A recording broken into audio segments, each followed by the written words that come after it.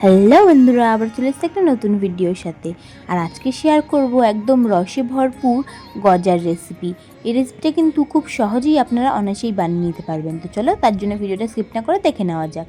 তো প্রথমেই দেখো আমি এখানটায় পরিমাণ মতো নিয়ে নিয়েছি ময়দা, আর বেশ কিছুটা ঘি আমি এখানটায় গরম করে নিয়ে নিয়েছিলাম। তারপরে একটু সামান্য বেকিং সোডা দিয়ে ময়দার সাথে খুব ভালো করে মিশিয়ে নিলাম।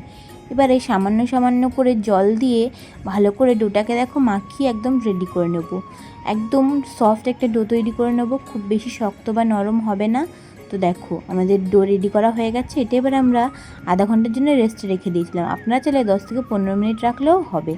তো দেখো তারপরে এবারে একটা লম্বা লেচির মতো করে নিয়েছিলাম। তারপরে সমান ভাগে দুটো লেচিকে ভাগ করে নিয়ে একটা পরোটার মতো বেলে নিয়েছি। নিয়ে তারপরে দেখো কেটে একটার উপর একটা টুকরোকে দিয়ে কত সুন্দর একটা শেপ তৈরি করে নিচ্ছি, আর একটা লেয়ার তৈরি করে নিচ্ছি। এইভাবেই কিন্তু করে নিলে গজার ভিতরে যে ভাঁজগুলো পড়বে বা লেয়ার পড়বে সেটা কিন্তু খুব সুন্দর হবে। এটা আমি বলে আপনাদেরকে বুঝাতে পারবো না, তা আপনারা একটু দেখে নিন। আমি একটু ভিডিওটা ফাস্ট ফরওয়ার্ড করে দিয়েছি, বাট দেখে আপনারা বুঝতে পারবেন যে আমি কিভাবে করেছি।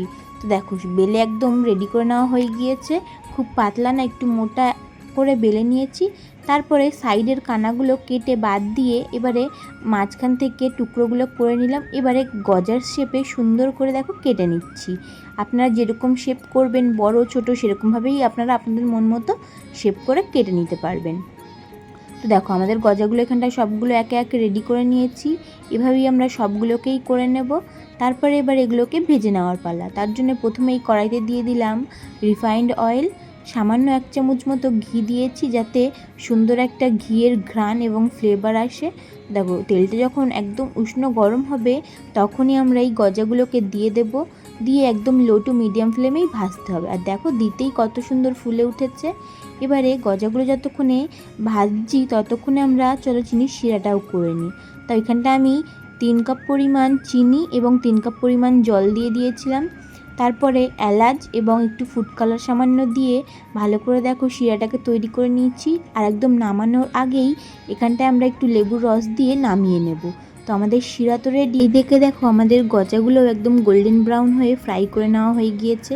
এবার এগুলোকে তুলে নিলাম এবং গরম গরমই শিরার মধ্যে দিয়ে দেব, যাতে খুব ভালো করে রসটা এর মধ্যে ঢুকে যায়। তো দেখো একে একে সবগুলোকেই কিন্তু এইভাবেই আমাদের ভেজে নিতে হবে। আমিও এখানটায় সবগুলোকে খুব ভালো করে গোল্ডেন ব্রাউন করে ভেজে রসের মধ্যে দিয়ে দিলাম। আর এক রাতের জন্যে আপনারা এটাকে ভিজিয়ে রাখতে পারেন, বা 2 থেকে 3 ঘন্টা রাখলেও কিন্তু খুব ভালো মতো রসগুলো ঢুকে যাবে ভিতর অবধি এবং খেতেও খুব সুন্দর হবে। তো দেখো আমাদের এই দিয়ে কিন্তু সব রেডি। সামনে তো রাখি আসছে, আর কয়েকদিনই বাকি। তো রাখির আগেই আপনারা ওইভাবে বানিয়ে ভাই বা দাদাদেরকে খাওয়াতে পারবেন। তো বাড়িতেই খুব সহজে আপনারা এটা বানিয়ে অবশ্যই ট্রাই করবেন। আর আমাকে কমেন্ট করে জানাতে ভুলবেন না যে কেমন লাগলো। আর ভিডিওটা যদি ভালো লাগে তাহলে লাইক, কমেন্ট এবং শেয়ার করে দেবেন। ভিডিওটি ইউটিউব থেকে দেখলে চ্যানেলটিকে সাবস্ক্রাইব এবং ফেসবুক থেকে দেখলে পেজটিকে ফলো করে পাশে থাকবেন। আজকে এইটুকুই, আবার দেখবেন নতুন কোনো ভিডিওর সাথে। বাই।